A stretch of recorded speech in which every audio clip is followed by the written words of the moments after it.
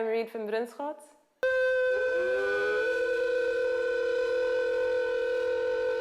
I just graduated from the RIETVELD in 2011 in the audiovisual program.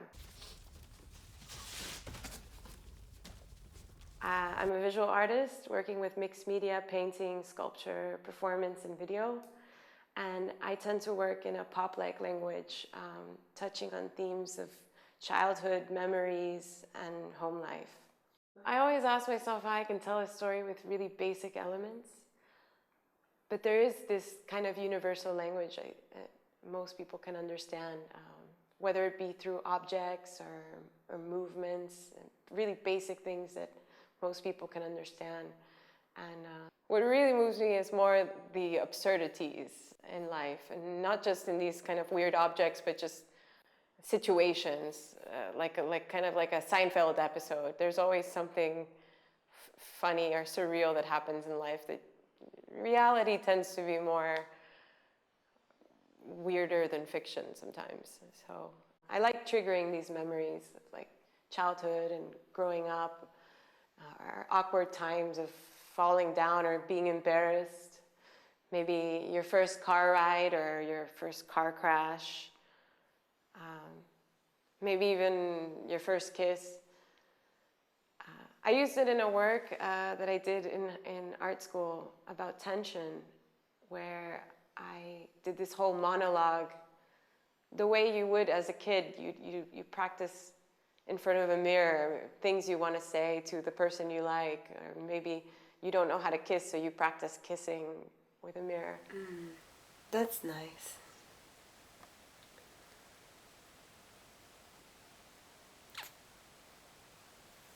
And very sweet.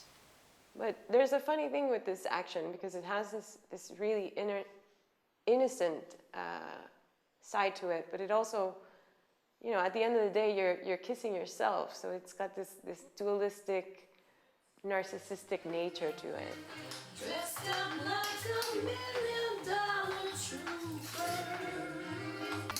trying hard to look like Gary Cooper. Super-duper, come let's mix your Rockefeller. And in this piece, I was showing how we can be an extrovert indoors and maybe a shy person outdoors.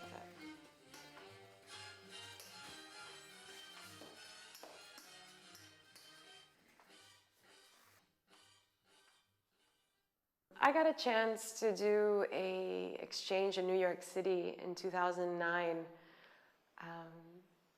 And that energy in that city is great, but looking at how people walk there, it's so aggressive, and especially when it's raining. And so it reminded me of an old Dutch painting with the ships and waves crashing. And I thought to recreate this in sculptural form.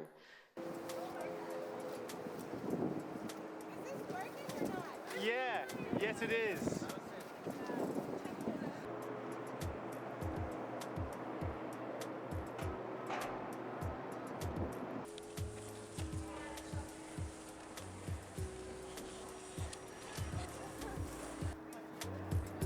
It's funny because in New York, for example, concept is also important, but I think Americans tend to go more towards aesthetic first and then reasoning, whereas here in Holland, it's all about the concept.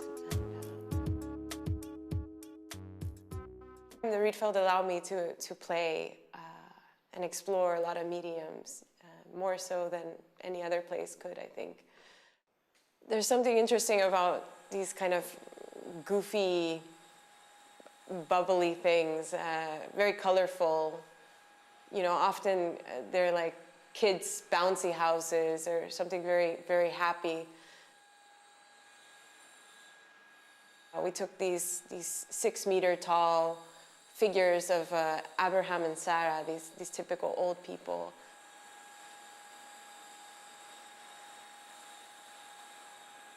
It's funny when you put an inflatable in front of people because, you know, it automatically brings them back to their childhood, and they get this smile on their face, and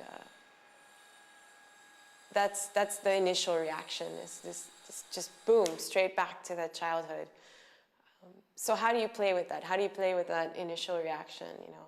And that's something that's what I'm working with now, is, you know, using that in Inflatables, but also playing with how can I make it a little more bittersweet, maybe a little bit more somber. And that's what's led me to my final end exam work in the RIETVELD, where I took a scene of a birthday party and I created it with this kind of clear plastic.